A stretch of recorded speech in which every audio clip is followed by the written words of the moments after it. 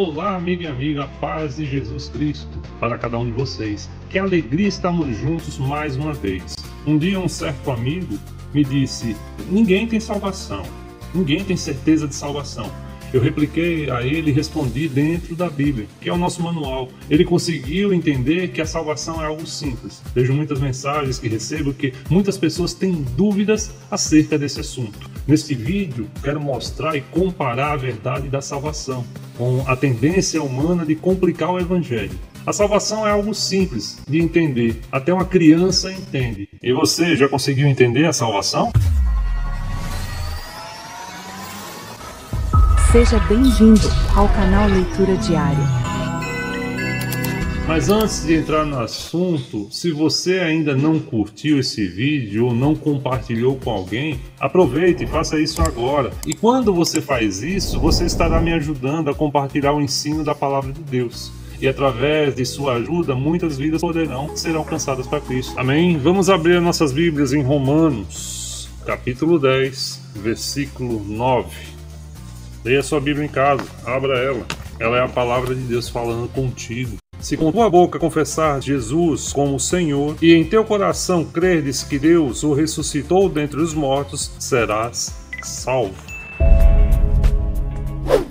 Bom, a palavra de Deus é o alicerce da nossa fé. Hoje, muitas pessoas se deixam levar por mensagens agradáveis que massageiam seus egos, mas as afastam da verdadeira palavra de Deus. As igrejas estão cheias de gente vazias dos fundamentos bíblicos e cristãos. Estão trocando o ensino de Cristo por palavras que agradam aos ouvidos, mas não alimentam o espírito, por músicas que trazem lindas letras e pouca Bíblia. Isso torna a fé frágil, facilmente abalada por qualquer vento de doutrina que aparecer.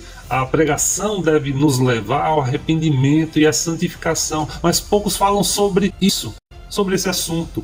Estão trocando a cruz de Cristo por um caminho fácil, agradável, ajustável aos próprios desejos. A cruz é uma jornada de fé que conduzirá à salvação, pois a salvação é pela graça. Mas essa mesma graça nos transforma e nos capacita a viver uma vida santa, alicerçada, alinhada à vontade de Deus. A salvação acontecerá na vida de cada ser humano no momento em que entender que Cristo é o Salvador. E para isso acontecer é preciso uma aceitação incondicional de cada um. E confessarmos que Jesus é o Salvador e torná-lo Senhor de nossas vidas. Mas para isso acontecer tem que haver uma junção de dois elementos fundamentais, que é graça e fé. Efésios 2, 8 e 9. Paulo diz o seguinte: assim, porque pela graça sois salvos mediante a fé, e isso não vem de vós, é dom de Deus, não de obras para que ninguém se glorie. Estamos falando de uma intervenção de Deus. Mas o que é graça e como seremos salvos? Graça é um favor imerecido. Isso significa que ninguém pode ser salvo por mérito próprio ou pelas suas próprias obras. A salvação vem somente pela graça de Deus. O texto diz: pela graça sois salvos mediante a fé. Ou seja, a graça é o presente de Deus, fruto do seu amor e da sua vontade. Não depende do que fazemos, mas do que Cristo fez por nós. Deus olhou para os pecadores e disse: eu vou salvá-los sem merecerem. Está escrito que Deus prova o seu amor para conosco pelo fato de ter Cristo morrido por nós, sendo nós ainda pecadores. O homem estava totalmente condenado, mas Deus, pelo seu amor, pela sua graça, Ele decidiu nos dar uma chance de salvação através de Jesus Cristo. E para isso acontecer, o homem tem que aceitá-lo, tem que ter fé, crer, continuar crendo que somos pecadores, crer que existe uma resposta aos nossos anseios. Deus já conhecia você e já tinha determinado que um dia você seria salvo pela sua maravilhosa graça.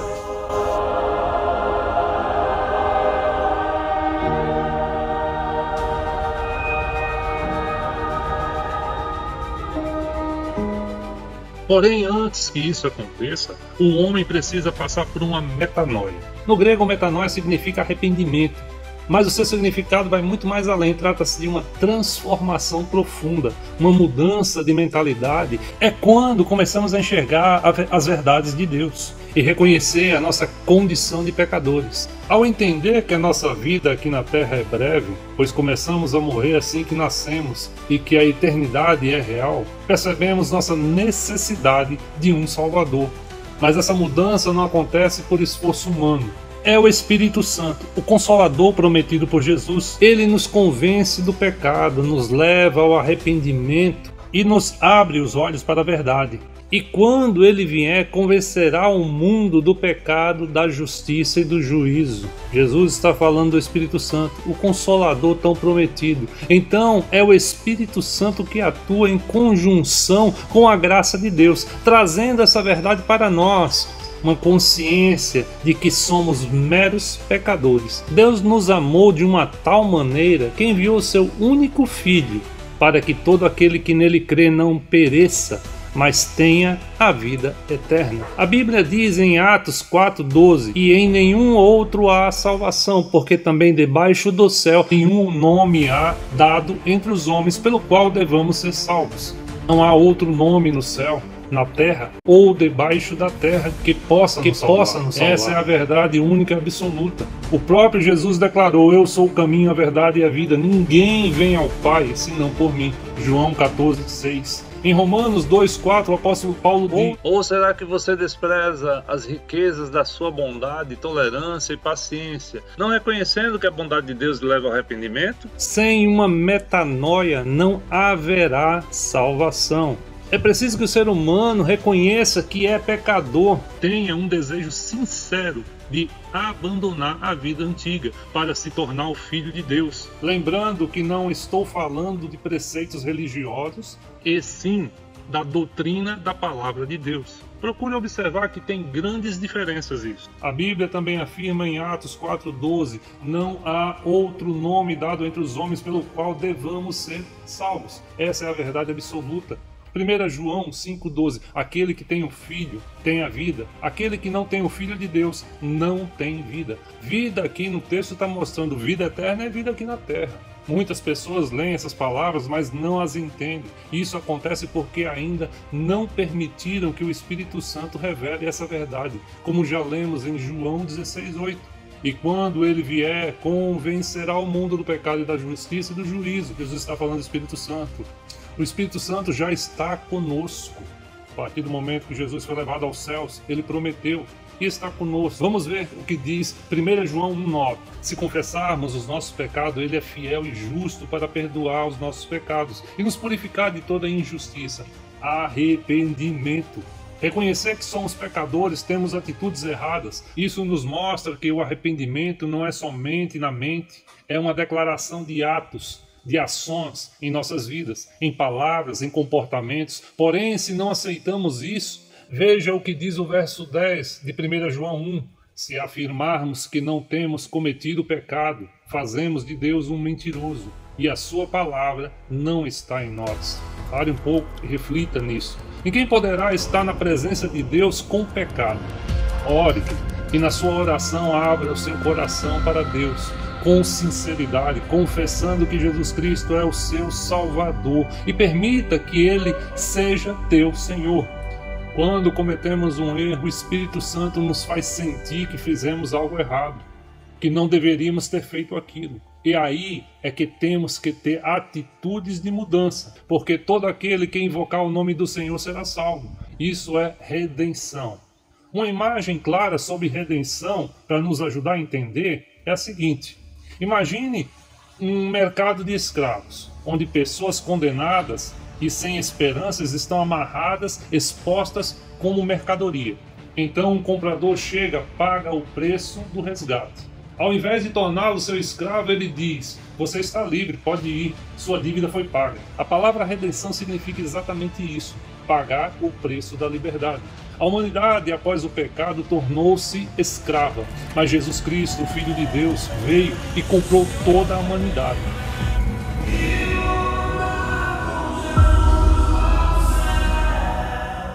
Em Apocalipse 5, 9 e 10 diz o seguinte: E entoavam um novo cântico dizendo: Digno és de tomar o livro e abrir-lhes os selos, porque fosse morto e com teu sangue compraste para Deus os que procedem de todas as tribos, línguas, povos, nações.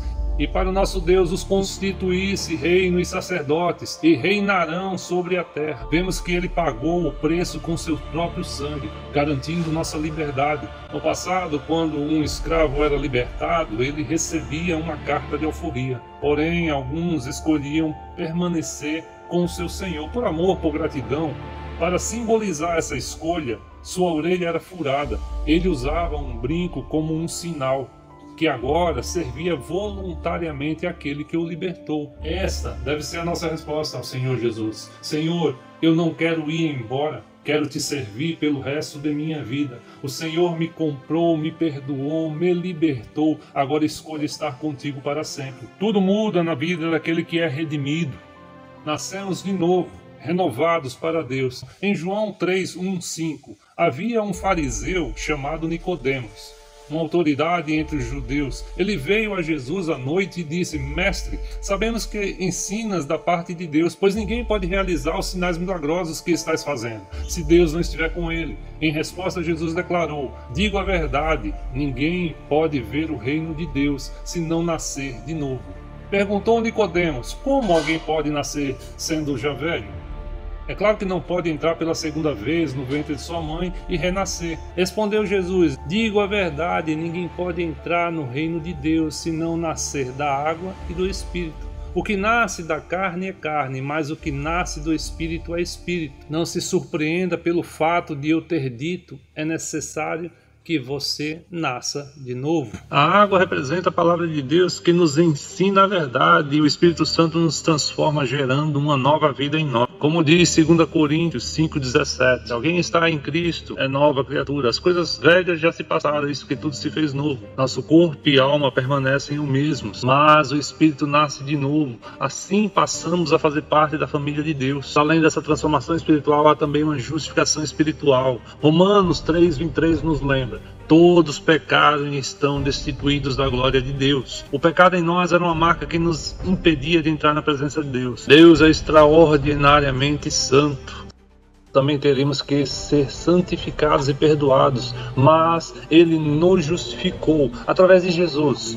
Em Romanos 5, 1, 2, lemos: Justificados, pois, pela fé, temos paz com Deus por meio do nosso Senhor Jesus Cristo. Assim, Deus também nos justifica pela obra de Jesus Cristo. No direito romano, um juiz poderia declarar justo um réu culpado, concedendo-lhe uma justiça que não era sua. Assim também Deus nos justifica pela obra de Jesus. Ele morreu em nosso lugar para que pudéssemos ser declarados justos. Apocalipse 5, 9 a 10 diz: Com teu sangue compraste para Deus gente de toda tribo, língua, povo e nação.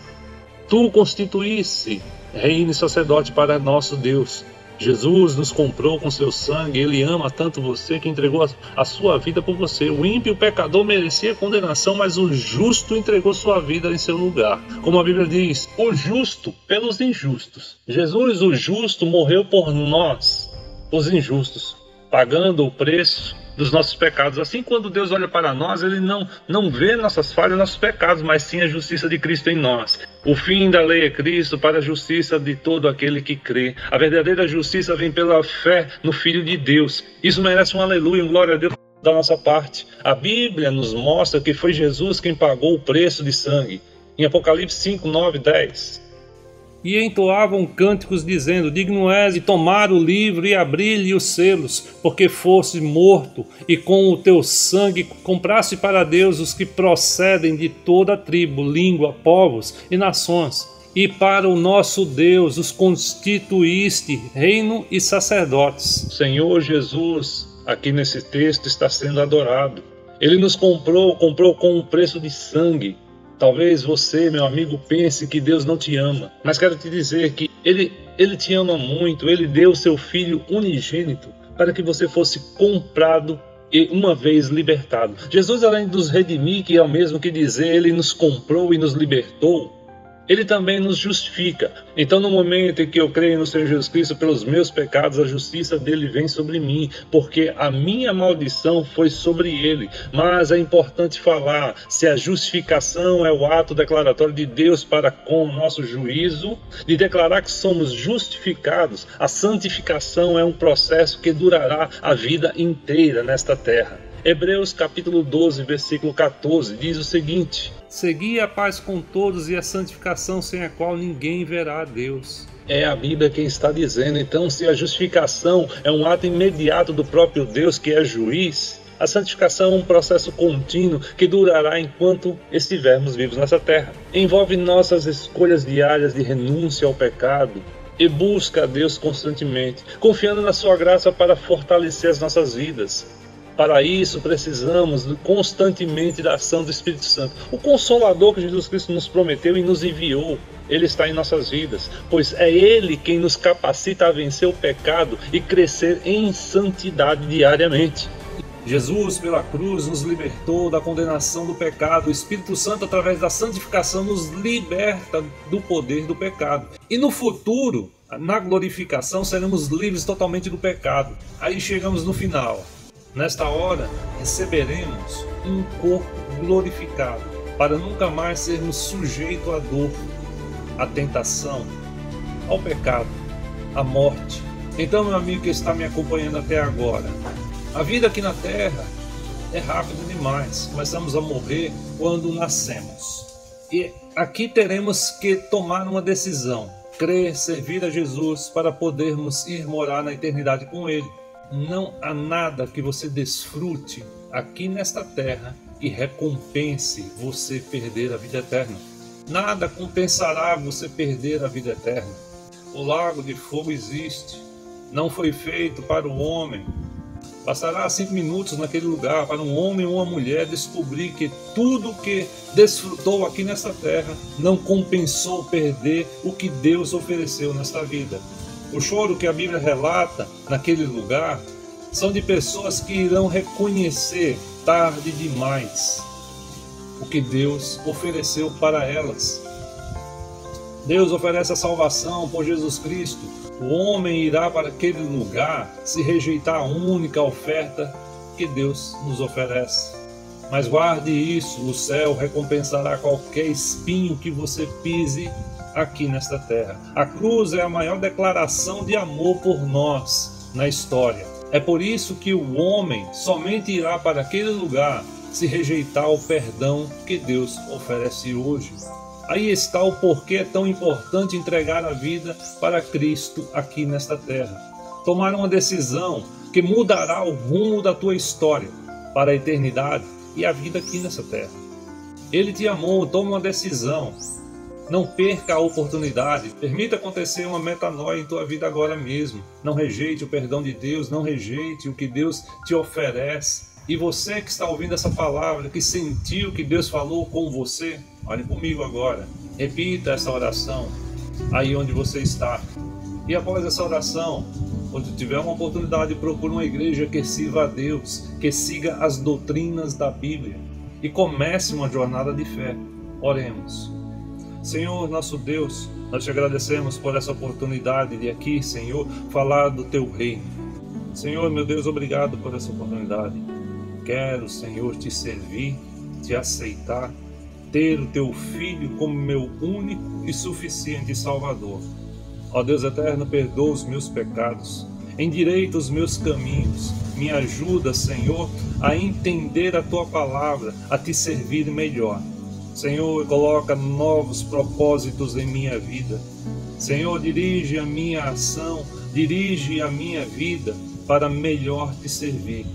É em teu nome, Jesus, que te peço que o teu Espírito Santo, que o Consolador, me ensine a tua palavra, me mostre aquilo que não estou conseguindo entender e me dê a direção do que devo fazer para melhor te servir, para que quando teu Filho Jesus vier buscar um povo que acredita, eu também possa subir, glorificando e exaltando ao teu nome.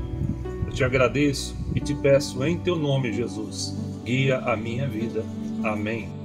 Agradeço a você que tem me seguido pelas mensagens que recebo. E para que mais pessoas conheçam a palavra, eu preciso da sua ajuda. Primeiro, compartilhe esse vídeo com alguém que precisa ouvir, que você acha que precisa ouvir. Pense em alguém que Deus colocou em seu coração. Clique no joinha aqui abaixo.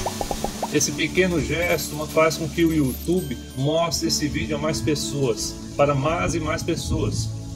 Comente aqui embaixo o que você achou, peça sua oração, que assim que puder estarei orando. Todos os comentários colocados aqui abaixo, geralmente oro a Deus por cada um. E estarei orando pelo seu também. Um grande abraço, Deus te abençoe grandemente. Até o próximo vídeo, querendo Deus. Tchau.